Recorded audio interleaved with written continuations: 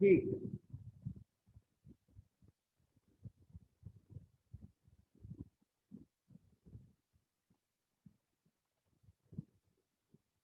एक रॉड ये हो गया,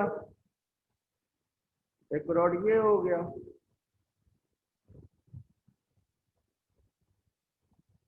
है ना। और दोनों रॉड जो हैं एक दूसरे से जुड़े हुए हैं।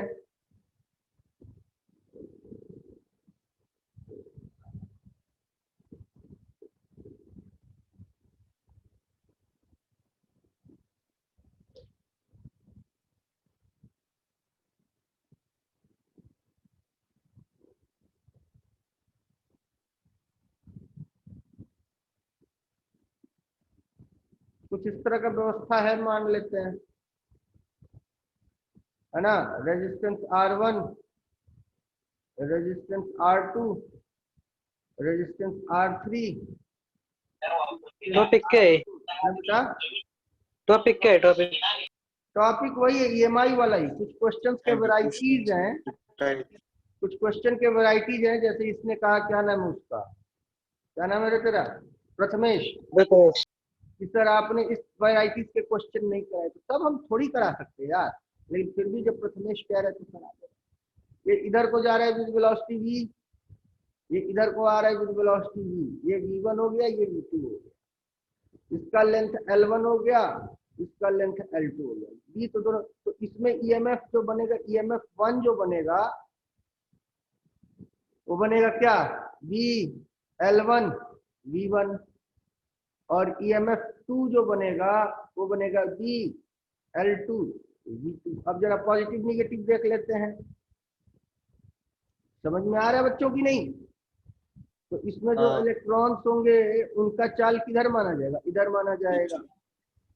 तो v, क्योंकि इलेक्ट्रॉन है, प्रोटॉन होता तो इधर ही माना जाता है। नेगेटिव चार्ज हमेशा उसका चाल उल्टा माना जाता है, पता है ना। तो v क्रॉस v, सारे इलेक्ट्रॉन्स नीचे को आएंगे। तो यहाँ हो गया नेगेटिव टर्मिनल और यहाँ हो गया पॉजिटिव टर्मिनल। अब इसकी चर्चा कर लेते हैं, इस इलेक्ट्रॉन को ले लेते हैं।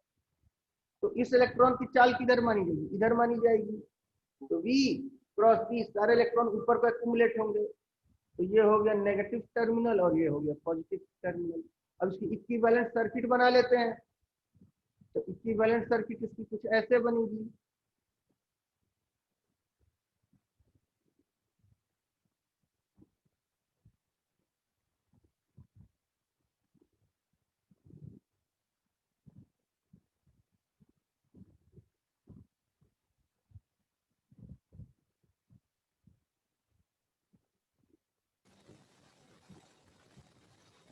बाकी से सॉल्व कर लो।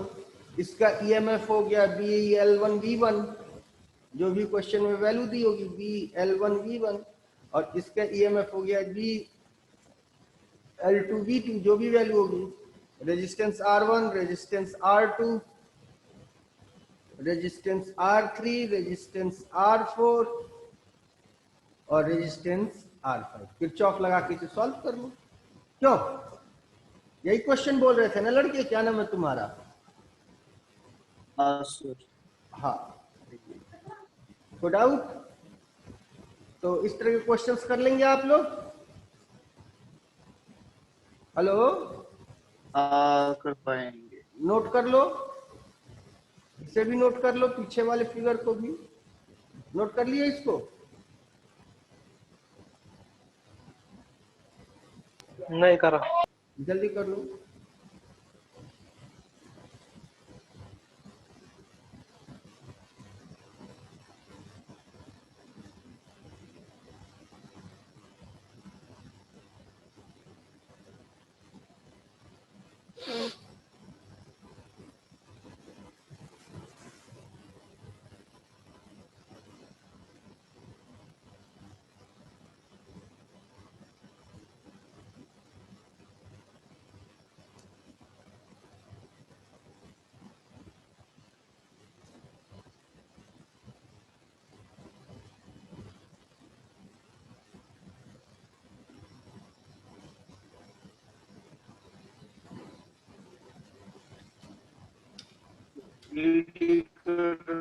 पड़ा सर।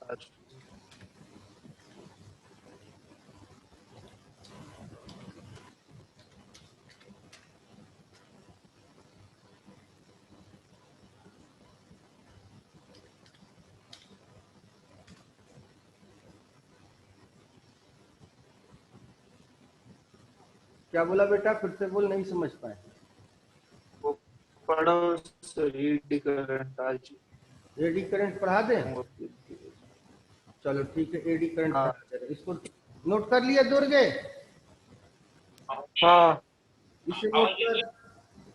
कितनी जगह लगेगी एडी करंट को? एडी करंट को कितनी जगह लगेगी? कितनी जगह लगेगी? अरे एडी करंट उसको लिखाएंगे नहीं, उसको हम सिर्फ बोलेंगे बक बक, तुम लोग को सुनना है, नोट्स को खुद ही बनाना है। आधा पेज छोड़ा है। आधा पेज नहीं, अब वो तुम खुद जानो। तो तुम्हारे पास पेज की कमी है क्या?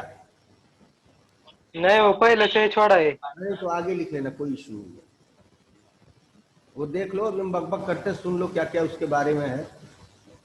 लेकिन नोट्स बनाना जरूर भाई, एनसीईआरटी से ही पढ़ के, चाहे किसी भी किताब से पढ़ के। इरेज करें? लिखना है। जल्दी लिखो।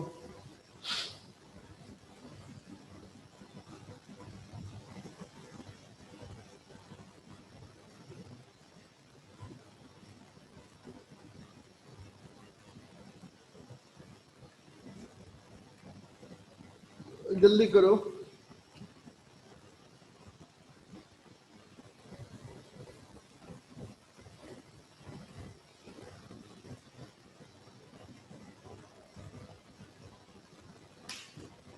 हो गया?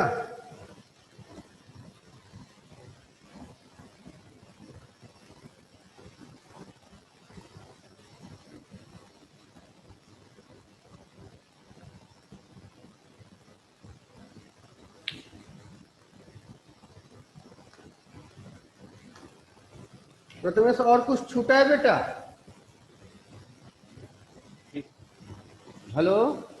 नहीं सर। ठीक है, इरेज करें दोर्गे? दोर्गे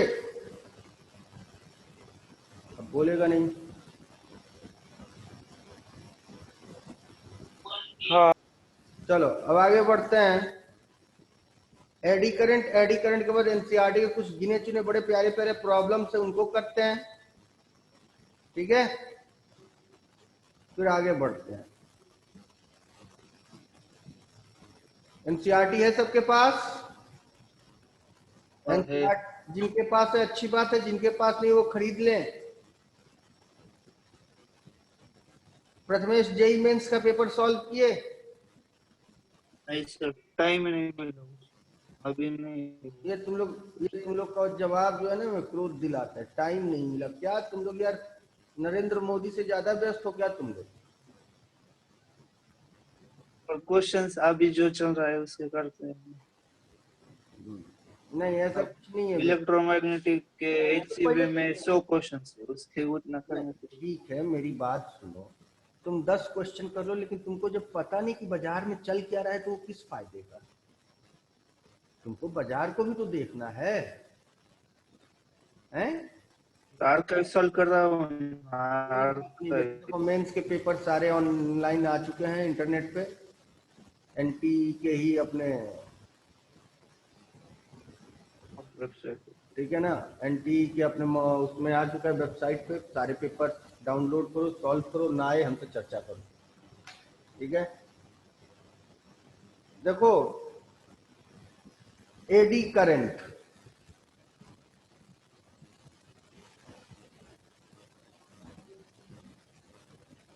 कल हल्का इशारा दिया था, समय ऑफ हो गया था, खत्म हो गया था, इसलिए नहीं हो पाया। आगे बढ़ते हैं। देखो कंडक्टिंग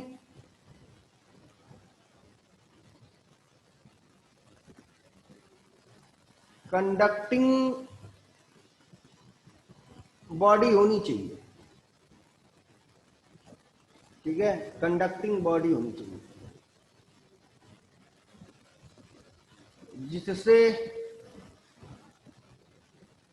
फ्लक्स बदले। कोई भी कंडक्टिंग बॉडी हो जिससे फ्लक्स बदले, तो जब फ्लक्स बदलेगा तो उसमें क्या बनेगा? ईएमएफ। अगर फ्लक्स नहीं बदलेगा, ईएमएफ। और जब ईएमएफ बदलेगा तो क्या बनेगा? ईएमएफ। और जब ईएमएफ बनेगा तो करंट फ्लो करेगा। ये तो बात समझ में आ गई। ये बड़े कॉमन फिनोमेनन है, यही लगातार बात कर रहे हैं हम लोग। लेकिन जो मेरी कंडक्टिंग बॉडी है वो एक वायर के फॉर्म में ना होकर बल्क में हो, ठीक है। वो वायर के फॉर्म में ना होकर किस में हो, बल्क में हो। बल्क में होने का मतलब समझ रहे हो, जैसे कि लोहे का चादर हो, लोहे का गेंद हो, है ना, या फिर लोहे का प्लेट हो, चाहे कुछ ही तरह बल्क में हो, वायर के स्ट्रक्चर में ना हो, तो भी उसमें ये फंडा काम करेगा, उससे मैग्नेटिक फ्लक्स बदलेगी तो करंट फ्लो। बस में। लेकिन होता क्या इसमें मैटर बेटा, कि इसमें जो पीस ऑफ मेटल होते हैं हमारे, उसमें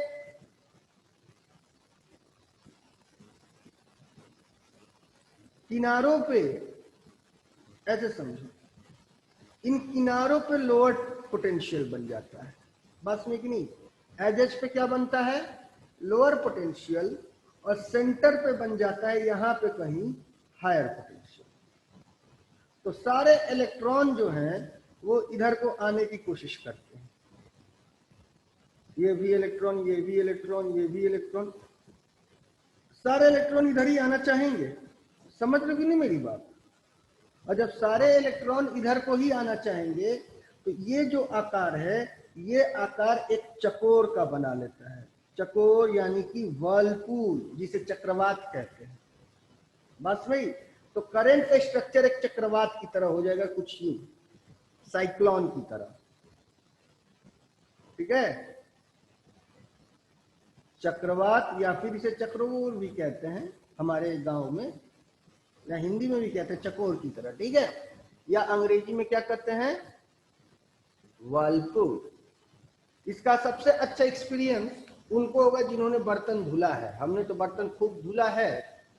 ये सिंक है, और इस सिंक में बर्तन धुलते धुलते यहाँ पे ये इसका बंद हौस है, और हौस में चावल वावल दाल वाल सब बैठ गया है, तो पानी निकल नहीं पाएगा। बर्तन धुलते जा रहे हैं, पानी जमता जा रहा है, जमता जा रहा है, जमता जा रहा है, जमता जा रहा है, जमता जा रहा है, जम गया पानी।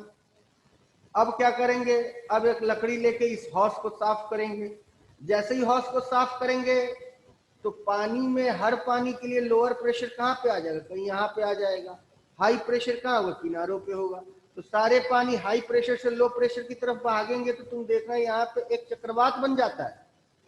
कभी गौर किया है, और पानी ऐसे आता है, कभी गौर किया है कि नहीं भाई। हाँ, तो कुछ वही कार्यक्रम यहाँ पे होता है। इसी को कहते हैं एडी करंट। बात सुनिए। अब एडी करंट से होता क्या, ये भी समझ लेते हैं। तो एडी करंट और एक सिंपल करंट में क्या फर्क है। तो जब करंट इस तरह से फ्लो करता है तो इसके पास ट्रिमेंडस अमाउंट ऑफ रेजिस्टेंस होता है। इसके पास क्या होता है, ट्रिमेंडस अमाउंट ऑफ रेजिस्टेंस होता है। अब बहुत ज्यादा रेजिस्टेंस होने के कारण a large amount of heat is produced। बहुत ज्यादा हीट प्रोड्यूस भी करता है। तो बहुत ज्यादा हीट प्रोड्यूस करेगा तो क्या होगा, ये गर्म हो जाएगा, ठीक है। कौन, ये प्लेट। अब ये प्लेट गर्म हो जाएगा तो हमें क्या फायदा होगा, ये प्लेट गर्म हो जाएगी तो इसके ऊपर बर्तन रख दो, उसमें गेहूं बैठा, चावल बिठा दो, और उसको सीटी लगा दो, चावल तैयार। ये प्लेट बहुत ज्यादा गर्म हो जाएगा तो हमको तो ये फायदा हुआ। ये प्लेट बहुत ज्यादा गर्म हो जाएगा तो क्या होगा, इस प्लेट को कपड़े के ऊपर जो है दौड़ा दो, कपड़ा प्रेस हो जाएगा, ठीक है। और इसी को हम लोग आजकल बाजार में नाम देते हैं क्या, इंडक्शन चूल्हा, पता है कि नहीं। इसको नाम देते इंडक्शन प्रेस, है ना। कभी भी तुम लोग इंडक्शन चूल्हा देखोगे तो इंडक्शन चूल्हा कुछ एक प्लेट लगा होता है कुछ यूं, और इस प्लेट के पास बोला है बेटा, इंडक्शन चूल्हा देखा है ना सबने? हाँ हाँ, इंडक्शन चूल्हा कुछ ऐसे ही होता है, ऐसे स्विचेस लगी होती हैं और ये तार जाता है इलेक्ट्रिसिटी करंट सोर्स में, यहां से करंट आएगा इसके अंदर, फिर क्या होगा, इसके अंदर इलेक्ट्रोमैग्नेट होती है, जैसे उसके अंदर करंट पहुंचा ये मैग्नेट की तरफ बिहेव करने लगा और ये अपना फ्लक्स बढ़ाता घटाता रहता है, सॉरी फ्लक्स कह रहे हैं, अपनी फील्ड बी को ये बढ़ाता घटाता रहता है। बी को क्यों बढ़ाता घटाता रहता है? क्योंकि ये सोर्स मेरा एसी का है और एसी का सोर्स कुछ यूं होता है तो इसकी करंट बढ़ घट रही है, तो करंट बढ़ घट रही है तो इसका बी भी बढ़ेगा घटेगा और बी बढ़ता घटता रहता है।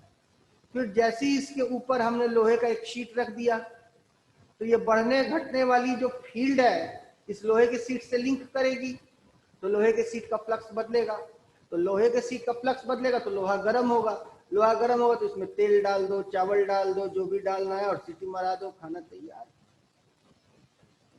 बात सुनाई?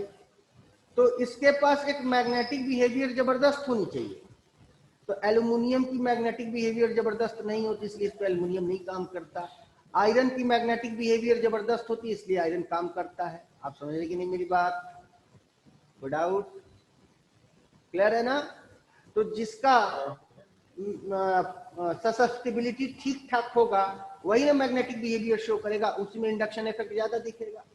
अब इसको लंबे समय तक छोड़ दोगे तो ये लोहे का प्लेट गल जाएगा, लेकिन प्रैक्टिकली ऐसा होता नहीं। ऐसा इसलिए नहीं होता क्योंकि कंपनी वाले यहाँ पे हीट सेंसिंग डिवाइस लगाए होते हैं, लोहा एक निश्चित टेम्परेचर से जहां गर्म होगा तो खुद ब खुद ऑटो कट हो जाएगा। बात समझ में आ रही कि नहीं आ रही? अगर ये ऑटो कट ना हो, छोड़ दो तो लोहा गर्म होते होते गल जाएगा। यानी कि ये हमारा जो ईडी करंट है वो फर्नेस का भी काम करता है। फर्नेस समझते हो? हेलो हेलो, क्या? फर्नेस। नहीं पहले तो ईडी करंट का एक काम तो समझ गए क्या? ये हमको इंडक्शन चूल्हा बनाने के काम आता है, इंडक्शन आयरन बनाने के काम आता है। इसका एक और काम है, क्या काम है? ये फर्नेस बनाने के काम आता है। फर्नेस समझते हो? नहीं समझते फर्नेस? क्या यार,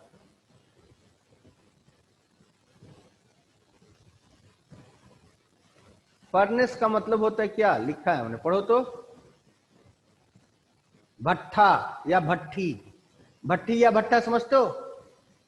नहीं नहीं समझते? क्या होता है भट्ठा या भट्टी? क्या होता है बोलो?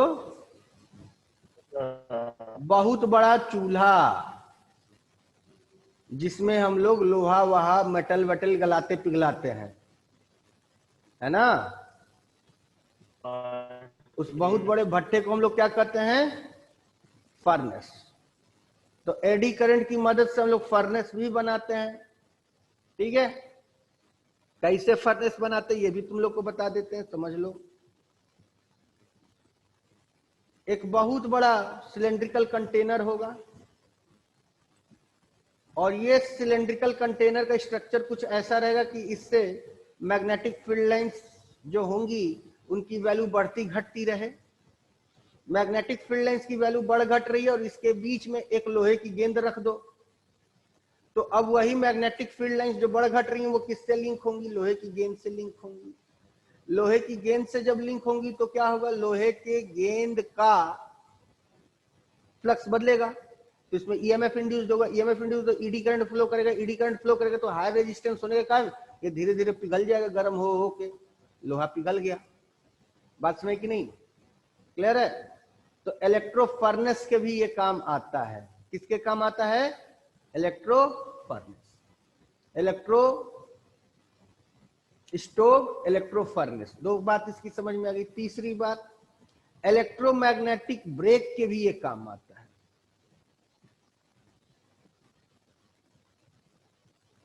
इलेक्ट्रोमैग्नेटिक ब्रेक्स के भी काम आता है। कौन? Eddy current. कैसे एडी करंट काम आता है ये भी समझ लेते हैं। तो लेंज लॉ बेसिकली काम आता है। मैगलीव्स पता है क्या होती हैं? मैगलीव्स वो ट्रेनें होती हैं जो मैग्नेटिक इफेक्ट के कारण पटरियों के ऊपर चलती हैं। तुम लोगों ने सुना होगा। तो उसमें ब्रेक ब्रेक काम पता है। पड़ा है ना। तो ये मैगलीव की पटरियां हैं। ये मैगलीव ट्रेन की अपनी एक कंडक्टिंग शीट है जो इस लोहे की पटरियों के ऊपर जा रही है। बात समझ कि नहीं? इस लोहे के पटरियों की ऊपर जा रही है, हवा में चलती हैं ये ट्रेनें। तो जब इसे ब्रेक लगाना होता है तो ब्रेक लगाने के लिए करता क्या है कि इस रॉड के अंदर ये जब इसमें गुजरेगा तो लगातार इसके फ्लक्स बदलेंगे। बात समझ कि नहीं? तो जब लगातार इसके फ्लक्स बदलेंगे तो क्या होगा बेटा? इसमें ईएमएफ प्रोड्यूस होगा।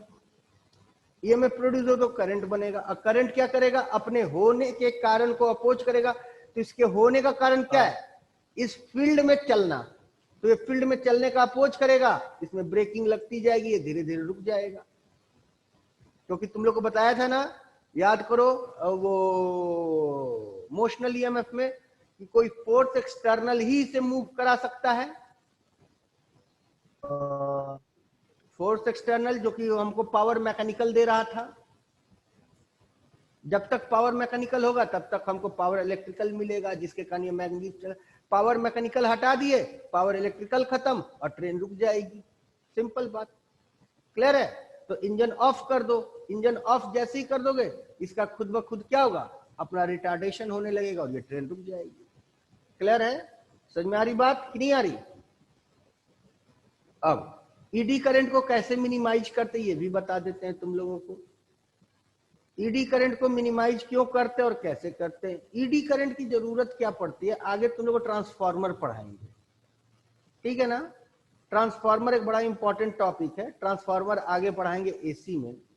तो ट्रांसफार्मर में हम लोगों को कुछ आयरन प्लेट्स को यूज करने पड़ते हैं उसके कंस्ट्रक्शन के दौरान। सॉफ्ट आयरन प्लेट्स को यूज करने पड़ते हैं कुछ ऐसे।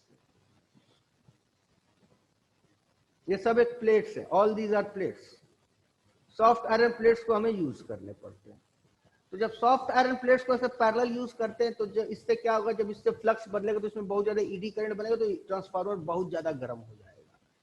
तो उससे बचने के लिए हम लोग करते क्या कि इन प्लेट्स को हम लोग ऐसे कॉम्ब स्ट्रक्चर दे देते हैं।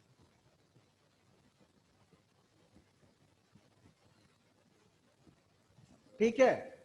तो इस कॉम्ब स्ट्रक्चर देने से फायदा क्या होता है कि जो इलेक्ट्रॉन्स होती है उनको एक पाथ मिल जाती है और वो इस पाथ से गुजरती हैं। और इस पाथ मिलने से इनको फायदा ये होगा, ऐसे पाथ मिल गई इनको, तो पाथ मिलने से फायदा ये होगा कि इसमें एडी करंट का फॉर्मेशन कम होता है, कंडक्शन करंट का फॉर्मेशन ज्यादा होता है। तो एडी करंट अब यहीं बनेगा बस थोड़े से एरिया में, या हो सकता है कुछ यहां बन जाए, लेकिन ज्यादातर एरिया में कंडक्शन करंट बनेगा, एडी करंट नहीं बन पाएगा, जिसके कारण कि इसमें हीटिंग इफेक्ट कम हो जाती है।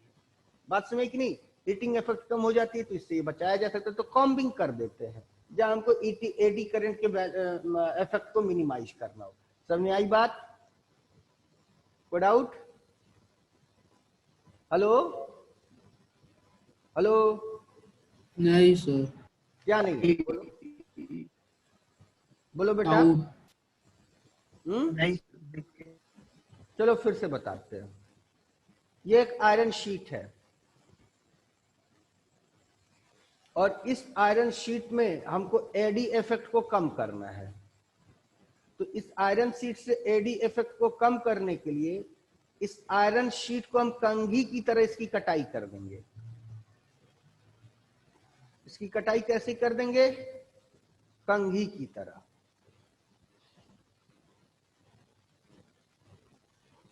जैसे इसकी कंघी की तरह कटाई कर देंगे तो क्या होगा कि जो बल्क रीजन है वहीं पे बस एडी करंट बनेगा। पहले बल्क रीजन ये पूरा था, अब बल्क रीजन कहीं कहीं कंसंट्रेटेड है तो वहीं एडी। बाकी जो होगा, बाकी पाथ पे करंट को एक पाथ मिल जाएगा किनारों से। बात समझ कि नहीं? और इस किनारों से करंट फ्लो करेगा कुछ ही। जिससे एडी करंट को हम मिनिमाइज कर सकते हैं। ठीक है, हेलो हेलो, हाँ क्लियर है कि नहीं? अब हाँ ये सारी चीजें आप लोग एनसीईआरटी में पढ़ेंगे, नोट्स पे लिखेंगे, जो चीज नहीं समझ में आएगा हमसे चर्चा करेंगे। ओके, हाँ। अब कुछ क्वेश्चंस करते हैं फ्रॉम एनसीईआरटी। चलिए,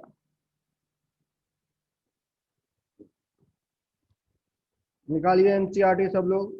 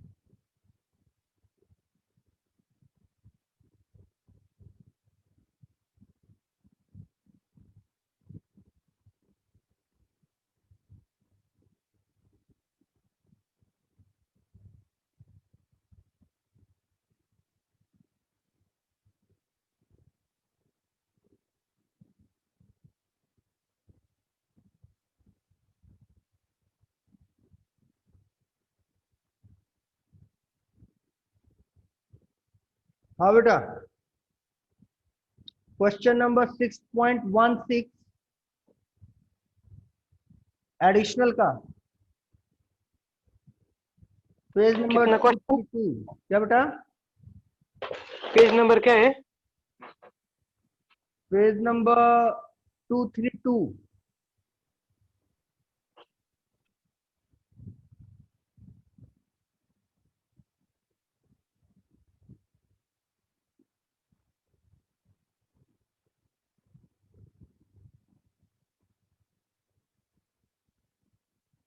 सिक्स पॉइंट 16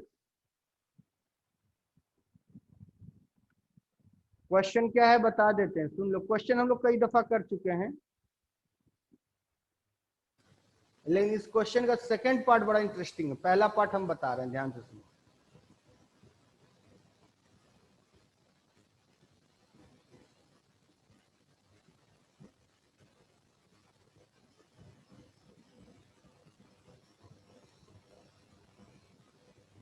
ये ए है, यहां से इसकी दूरी x है, इसमें करंट I फ्लो कर रहा है जो कि एक कांस्टेंट है, यानी I इज ए कांस्टेंट। इसकी लेंथ जो है इनफाइनाइट है, ठीक है, और I की वैल्यू जो है वो दी हुई है, I की वैल्यू दी हुई है हाउ मच, 50 एम्पियर। और ये इधर को जा रहा है with velocity v is equal to 10 metre per second. x की वैल्यू दे रखी हुई है कितनी, 0.2 मीटर, और a की वैल्यू दे रखी हुई है कितनी, 0.1 मीटर, है ना? कोई doubt?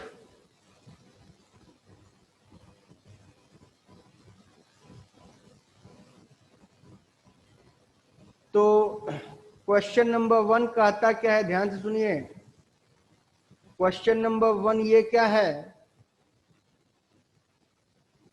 Obtain the expression for m, m मतलब म्यूचुअल इंडक्शन, ठीक है। क्वेश्चन नंबर 2, obtain the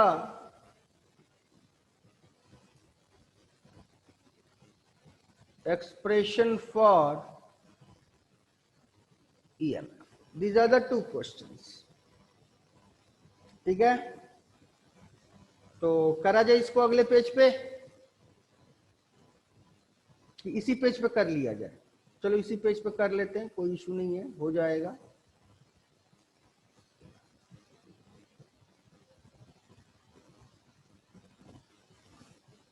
पहले यहां करने की कोशिश करते हैं।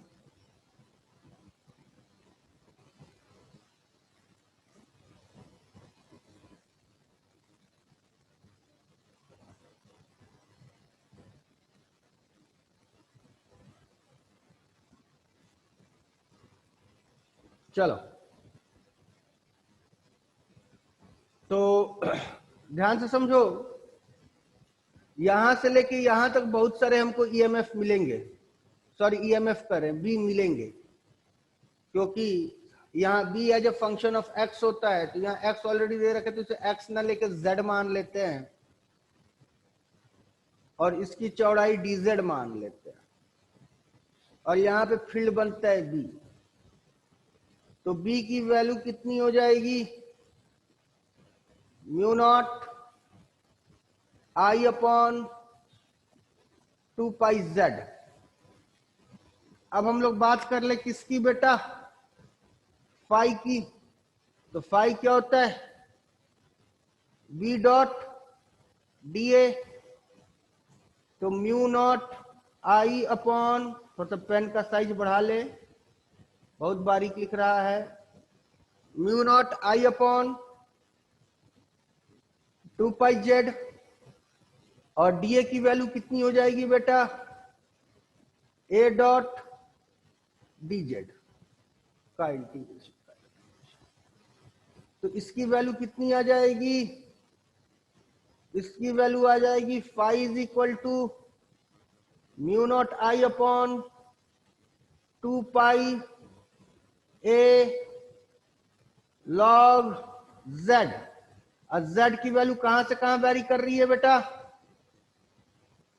x प्लस ए से x तक, यहां से लेके यहां तक। तो अपर लिमिट ये हो गया, लोअर लिमिट ये हो गया, तो ये कितना हो गया? लॉग x प्लस ए अपॉन एक्स। अब m की बात कर लेते हैं, तो आप लोग को पता है कि इसकी फील्ड इससे लिंक हो रही है, तो flux linkage N phi is equal to M I. तो नंबर ऑफ टर्न्स एक है, फाई की वैल्यू कितनी हो गई? Mu not I a upon 2 pi log x plus A upon x is equal to M I. I और I get cancelled, तो implies that हमारे पास m की वैल्यू हो गई कितनी?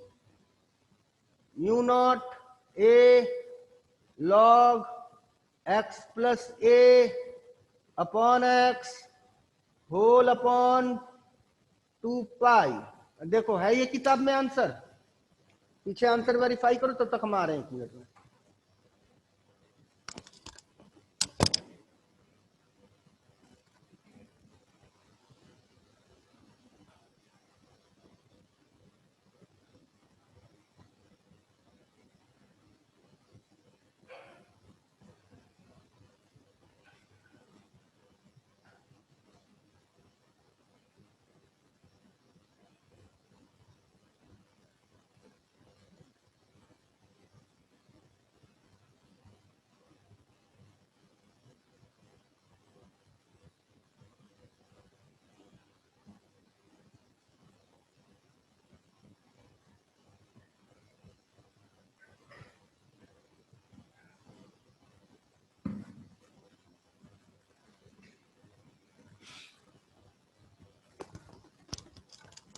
हेलो हेलो, बोल बेटा। अब बोल नहीं जाए कोई। हाँ आंसर है? जी हाँ। आंसर है कि नहीं?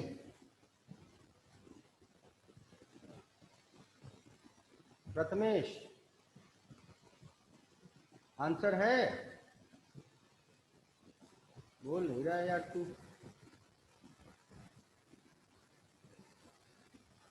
यार प्रथमेश तू बोल क्यों नहीं रहा यार? तू रहने दे। अजीत,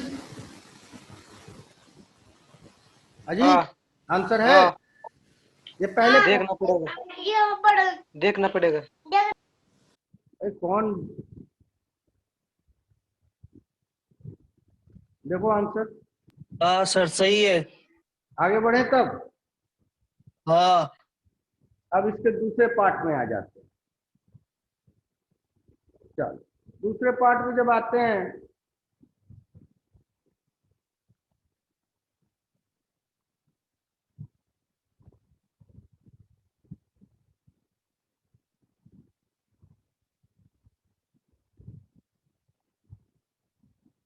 तो दूसरे पार्ट में क्या करते हैं? Obtain the expression for what?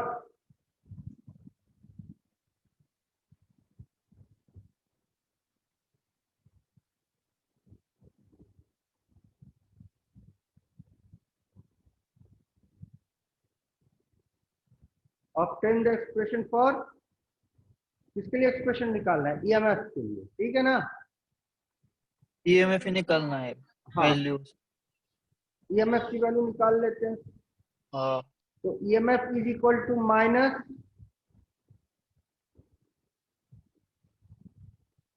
D I by, या एम लिख लेते हैं, या म्यूचुअल इंडक्टेंस है ना, M, D M I by D T. तो पिछले जितने केसेस हमने पढ़े हैं, देखो इस केस में और पिछले जो जो केसेस हमने पढ़े हैं दोनों में क्या फर्क है? ये मेरा बहुत पसंदीदा क्वेश्चन है। पसंदीदा क्वेश्चन क्यों? उसका कारण है क्योंकि पिछले जितने केसेस पढ़े हैं, या तुम लोग को ध्यान होगा, हम आई को हमेशा वेरी कराए हैं। याद आ रहा है कि नहीं? लेकिन इस केस हाँ में आई कांस्टेंट है। बात समझी? और एम की वैल्यू किस पे डिपेंड कर रही है? एम की वैल्यू एक्स पे डिपेंड कर रही है। हाँ यानी कि जब ये इधर को शिफ्ट करेगा तो एक्स बदलेगा कि वही रहेगा? जब ये बदलेगा। एक्स बदलेगा, यानी एम की वैल्यू यहाँ पे बदल रही है। This is very important to know. And as far as the matter of I is concern, it remains constant. But in the previous questions, we have seen that m is constant, I is changing. But in this very case, I is constant, m is changing. Because m is a function of x, and as this loop will shift with the velocity v, the value of x will get changed. So our expression will be minus I dot dm upon dt. Are you getting my point or not? So write down the value minus I and use all these terms, whatever these are, as a constant. बार बार कौन इसे लिखेगा? जगह भी कम है, के भी हम constant बाहर ले लिया। हमारे पास क्या बचा? D of x plus A upon x, sorry D of log x plus A upon x. जगह की कमी हो गई, अगले लाइन में लिख देते हैं। तो माइनस आई डॉट के log x plus A upon x D by. Chain rule सबको पढ़ाया होगा, या तुम लोग मैथ्स में भी पढ़े होगे, बायो वालों तुम लोग को पढ़ाया है आई के। तो लॉग एक्स का डिफरेंशिएशन क्या होता है बेटा? लॉग एक्स का differentiation 1 upon X.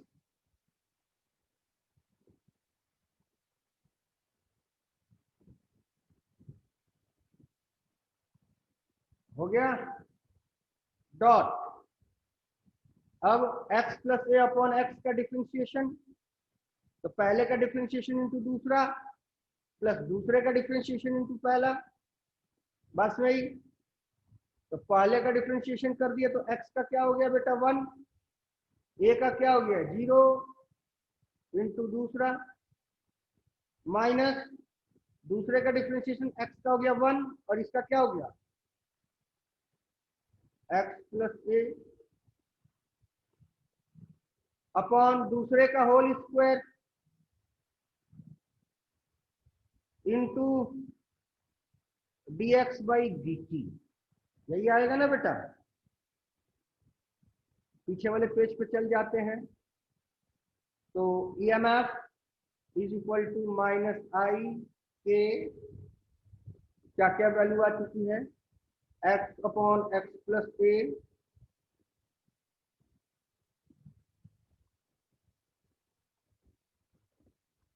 Into x minus x plus a, x minus x plus A upon x square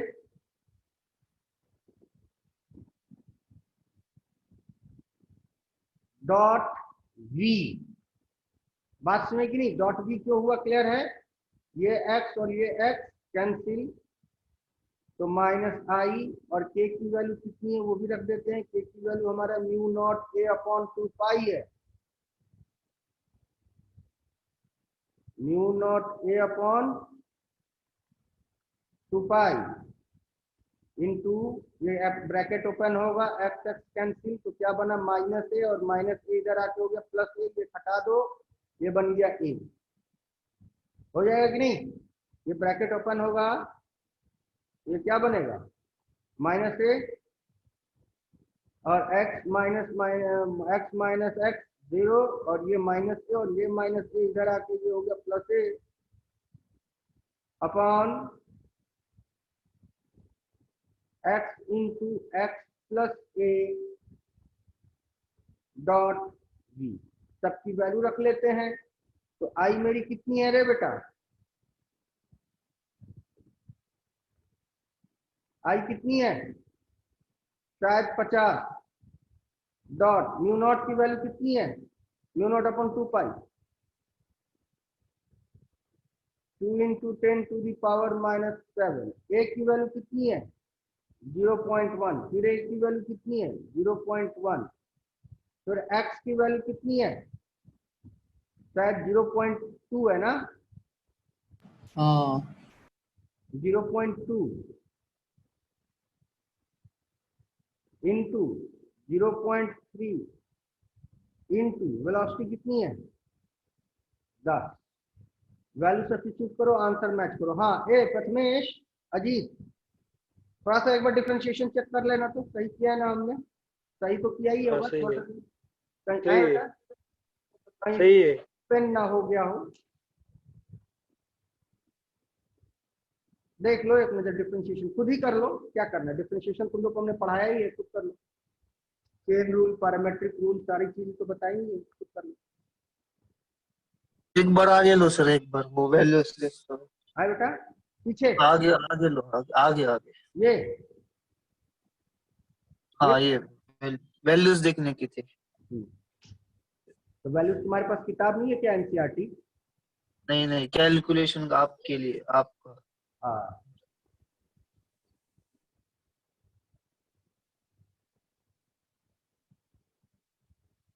पायल, तेरे को समझ में आया रे, हाँ साक्षी तू समझी। हम्म,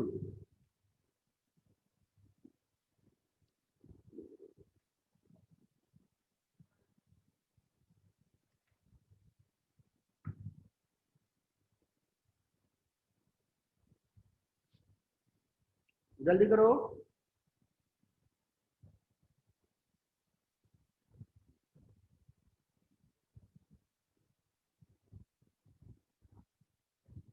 दत्ता पुत्री तू समझी रे, दत्ता पुत्री, हाँ सर। बहुत सही। आंसर वेरीफाई करो, हो गया मैच। आंसर आ गया। हाँ चलो फिर आगे बढ़ते हैं। कितना है? 1.7 into 10 raised to power minus 5।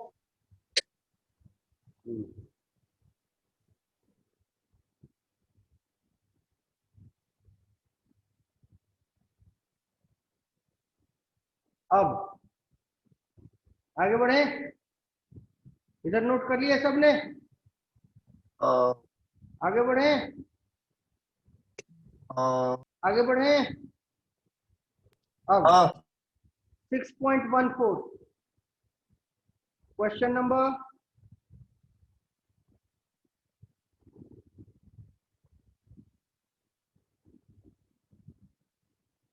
ओए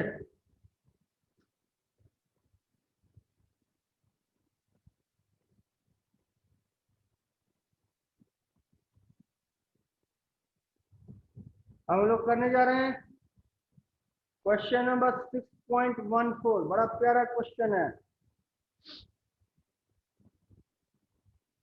पहले तो इसका फिगर ही बनाना थोड़ा सा कठिन है, लेकिन तब भी बनाएंगे हम, क्या करें, मजबूरी है, नहीं बनाएंगे तो कैसे काम करें।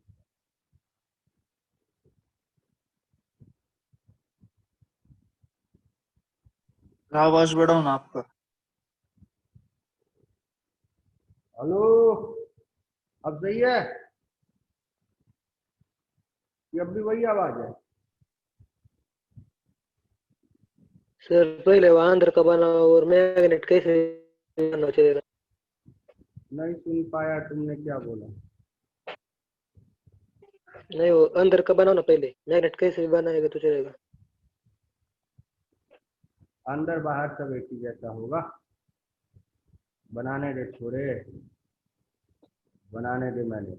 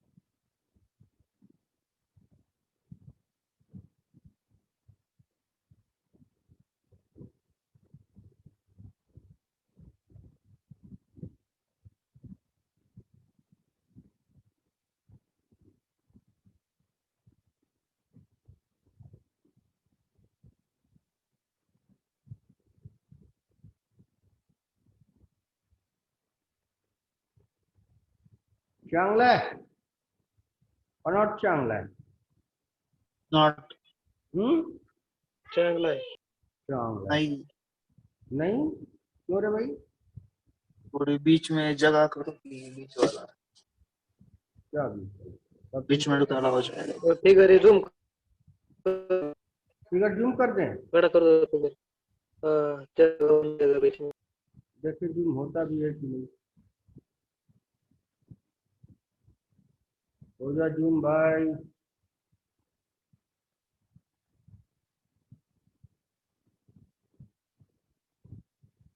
अब सही है?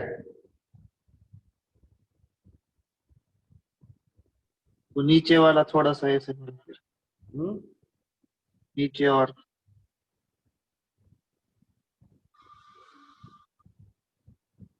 बाकी यार।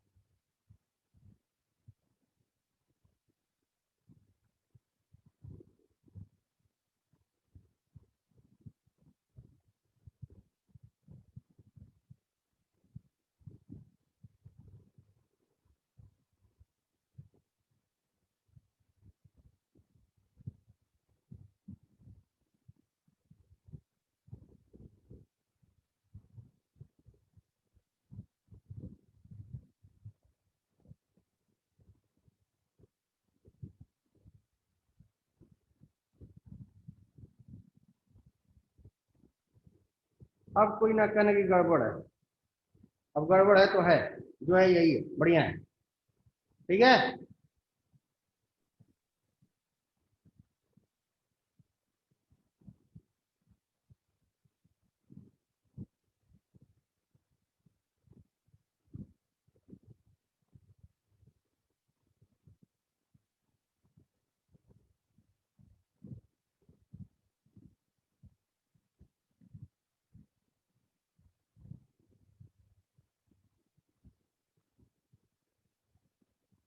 ठीक है। अब इसमें हमारे पास दो रेल्स हैं, दूसरे रंग में बना देते हैं रेल्स को।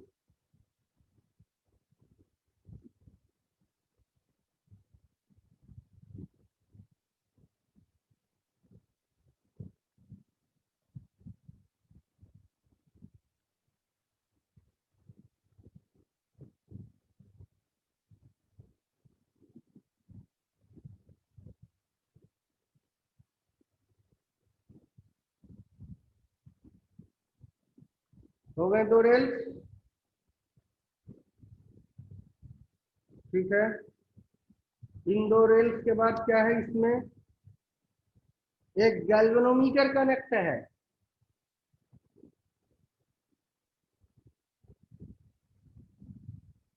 इन रेल से कनेक्ट कौन है, एक गैल्वेनोमीटर। गैल्वेनोमीटर भी कनेक्ट कर दिया हमने।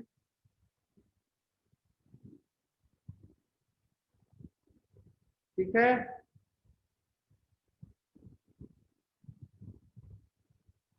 और फिर इन रेल के ऊपर एक और रेल है,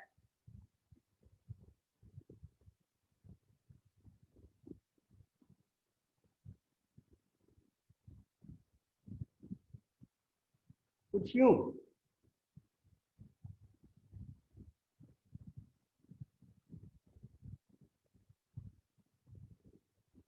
और इसका नाम दिया पड़ा है क्या, ये ए है, ये बी है, ये पी है, और ये क्यू है, ये नॉर्थ पोल है, और ये साउथ पोल। बस बात खत्म। ठीक, उसके बाद क्या स्विच भी करें, लगा हुआ है ना? है बेटा। स्विच लगा हुआ है। स्विच लगाओ चाहे ना लगाओ, कोई उसका इंपॉर्टेंस नहीं है क्वेश्चन में। और ये इधर को शिफ्ट करता है विद वेलोसिटी v। ठीक, के इज ओपन, अगर के ओपन हो, यहाँ पे के लगा दिया है, चलो के लगा देते हैं, क्या करना है, के लगा दिया हमने।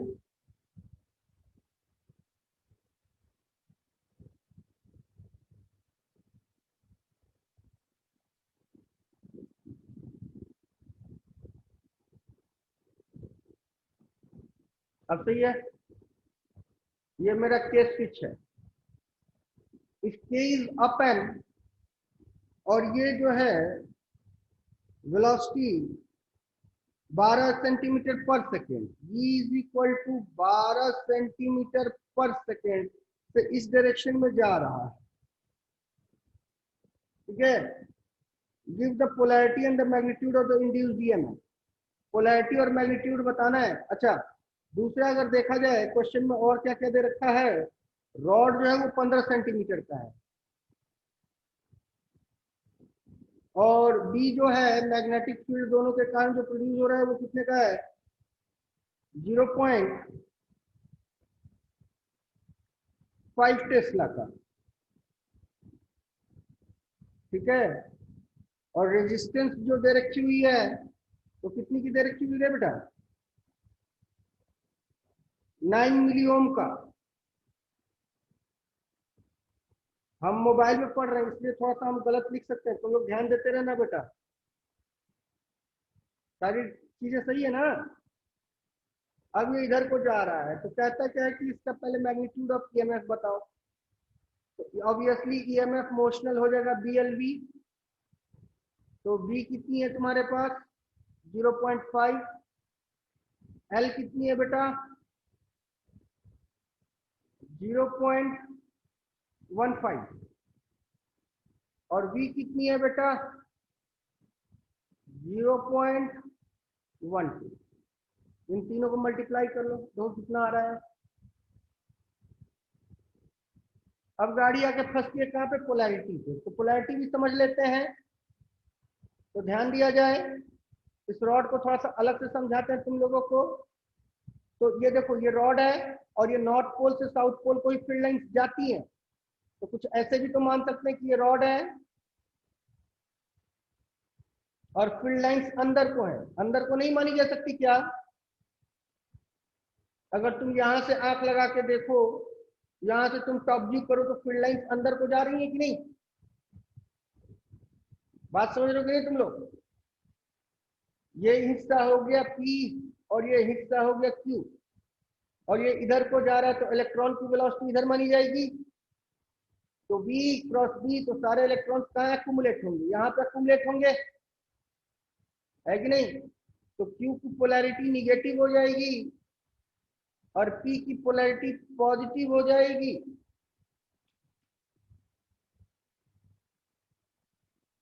समझ में आई बात? आंसर मैच करके बताओ, तो आगे बढ़ते हैं।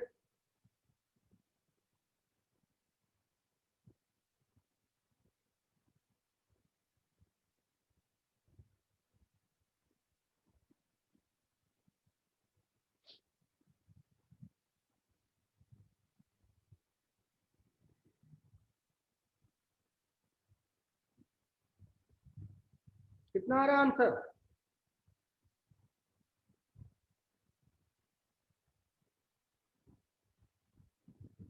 है आंसर? पीछे वेरीफाई करो।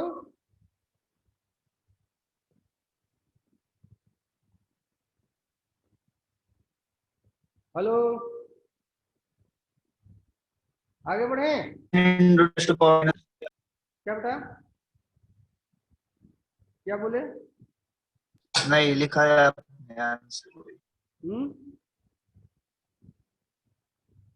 हेलो, हेलो, कुछ नहीं। आंसर सही है? सही है। पोलैरिटी सही है? पोलैरिटी सही है? चलो सेकंड पार्ट पे आते हैं। ये पार्ट ए हो गया। Part B, if there is an excess charge built up of the ends of the rod when K is open, what if K is closed? K close करेंगे तो current flow करने लगेगा, simple बात। when we close K, current will flow through the wire and galvanometer will show the deflection. With K open and rod moving uniformly, there is no net force on the electron in the rod tissue, even though they experience a magnetic force due to the motion of the rod. Explain. हाँ ठीक है, क्या कहता है? जैसे से close करा हमने, रॉड v वेलोसिटी से जा रहा है, there is no net force, इस पर कोई नेट फोर्स काम नहीं कर रहा है। क्या अभी भी ये मैग्नेटिक फोर्स एक्सपीरियंस करेगा? हाँ, क्योंकि बेटा ये जिस मैकेनिकल फोर्स से इसको वेलोसिटी मिल रही है, उस मैकेनिकल फोर्स को बैलेंस मैग्नेटिक फोर्स कर रहे, इसलिए इसका नेट फोर्स जीरो है। अगर मैग्नेटिक फोर्स नहीं मिलता तो ये मैकेनिकल फोर्स इसको कांस्टेंट वेलोसिटी ना देती बल्कि एक्सेलरेट कर देती। बात समझ आई कि नहीं आई? कोई डाउट? अगले पार्ट में क्या कहता है, what is the reading of the retarding of the rod case close?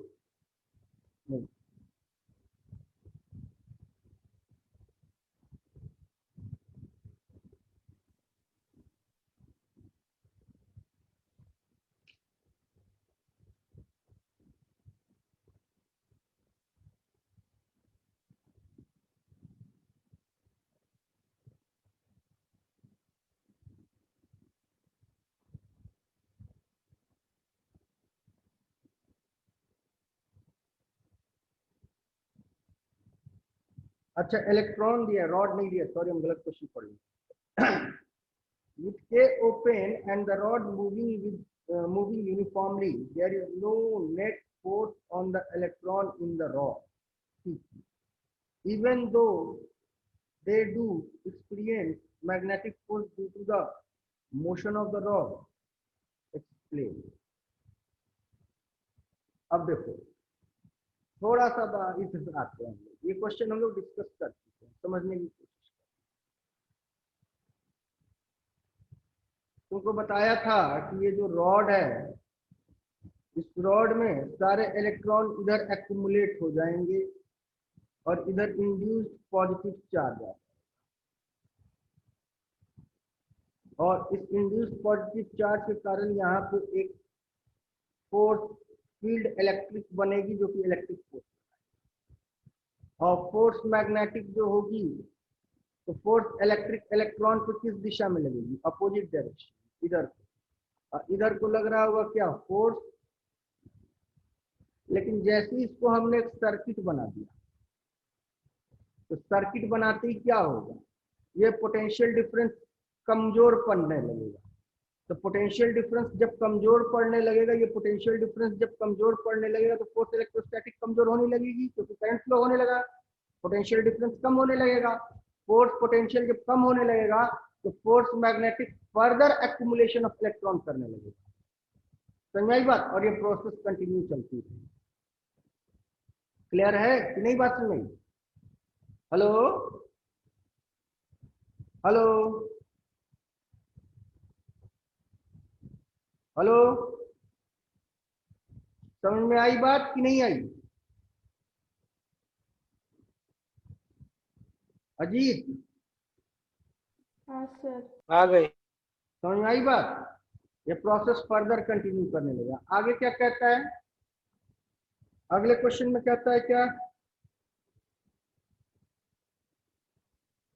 Expression for force बताओ, फोर्स का एक्सप्रेशन बताओ। तो फोर्स का एक्सप्रेशन क्या होगा, तुम लोग को बताया था। सी पार्ट है क्या?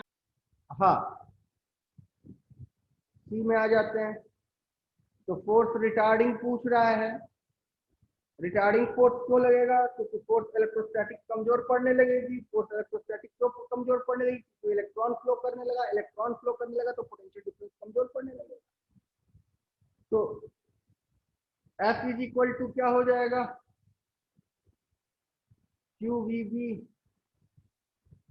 बात सुनाई? तो Q की जगह क्या लिख सकते हैं, E लिख सकते हैं, EVB हो जाएगा, E for the charge on electron. ठीक है, ये for each electron, not for net force, this is a force on each electron. लेकिन रॉड पे पूछा है तो रॉड पे भी निकाल लेते हैं हम लोग। तो इसको देखते हैं अगले पेज पे, इसको कैंसिल करो, अगले पेज पे आते हैं। एक्सप्रेशन बताया था, फोर्स इलेक्ट्रोस्टैटिक और फोर्स मैग्नेटिक दोनों बराबर होंगे। फोर्स इलेक्ट्रोस्टैटिक क्या हो जाएगा बेटा, EQ। फोर्स मैग्नेटिक क्या हो जाएगा, QVB, है ना? तो यही तुम्हारा QVB ही तुम्हारा फोर्स है।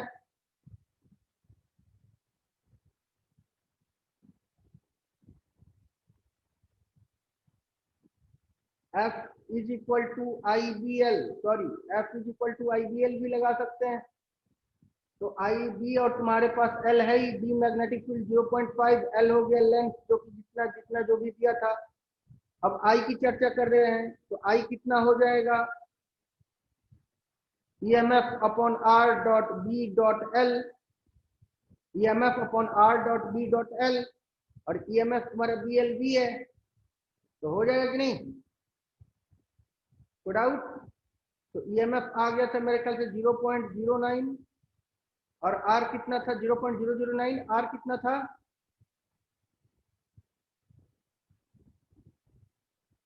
9 × 10⁻³ B 0.5, और L कितना था, 0.15। आंसर वेरीफाई करो।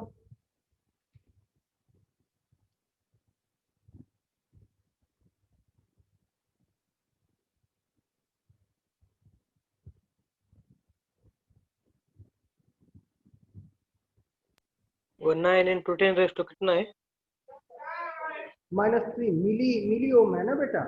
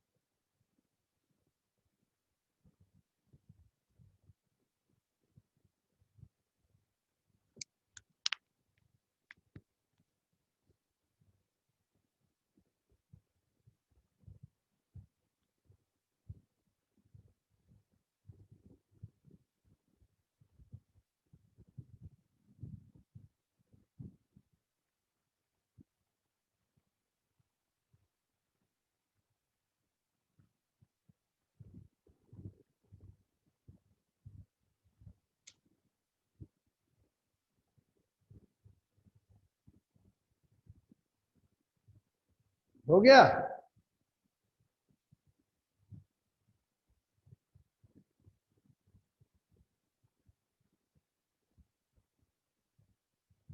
आ गया आंसर।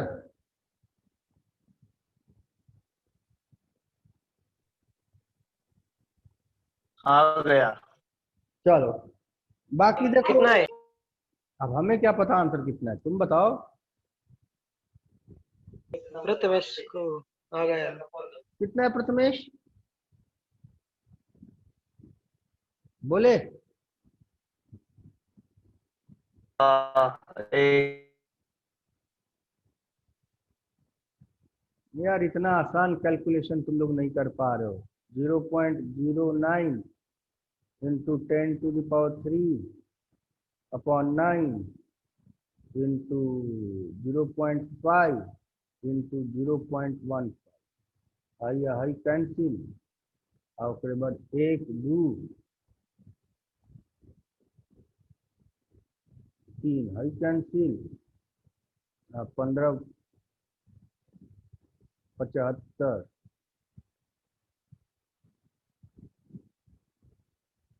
ये आएगा आंसर। कितना आ रहा है प्रथमेश आंसर?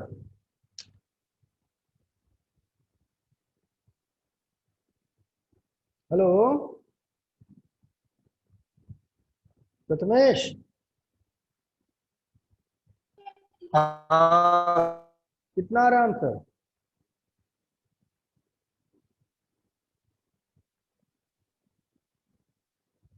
सही है। क्या बोल रहा है यार? सही है। सही है। हाँ हाँ चलो आगे बढ़ते हैं। टाइम हो गया। हाँ सुनो, आगे की बात सुनो बेटा। बाकी एनसीईआरटी के क्वेश्चंस तुम लोग देख लेना, जो ना आए हमसे पूछ लेना। एक आध और इसमें बड़े प्यारे प्यारे क्वेश्चंस हैं, वो सब कर लेना। और शाम को हम लोग शुरू करते हैं क्या, एसी। ठीक है, शाम को हम लोग शुरू करने जा रहे हैं एसी। ठीक है, मैं leave the meeting now. Hello, मैं leave the meeting now. Sir ये लेक्चर यूट्यूब पर डाल दो। हाँ यूट्यूब पे डाल रहे हैं। क्यों, समझ में नहीं आया क्या? चालू कर दूं सर? हेलो, नहीं सर, वो अनुराग के लिए। एसी ठीक है, डाल देते हैं। समझ में आया सबको? हाँ चलो तब ठीक है, लीव करें। मत चालू करो। क्या एसी करंट वो आज मत चालू करो, कल। कल चालू करें? हाँ क्योंकि आज वो क्वेश्चन सॉल्व कर दें। तो 3 बजे क्या करें बोलो? क्वेश्चन बस। आप इसके क्वेश्चन लो फिर, एनसीईआरटी के? क्योंकि ये फिर होंगे इसके क्वेश्चन सॉल्व नहीं होंगे। एनसीईआरटी से सोर्स बुक हाँ बताओ। किसी के भी। हाँ किसी के? अच्छा इस चैप्टर से देखो बता दे, किसी के भी एचसीवी जो में आप। बड़े प्यारे प्यारे क्वेश्चन, मेरे पास किताब दी नहीं, तुम कराते तुम लोग क्वेश्चन। हाँ। HCV प्यारे प्यारे क्वेश्चन है। वो एक दिन दो हम। हाँ बेटा, अपने मॉड्यूल से बनाओ ना। ठीक है, चलो कराते हैं। तो शाम को करते हैं हम लोग इस पे क्वेश्चन, ठीक है? इरेज करें, मीटिंग लीव करें, हाँ चलो। हाँ,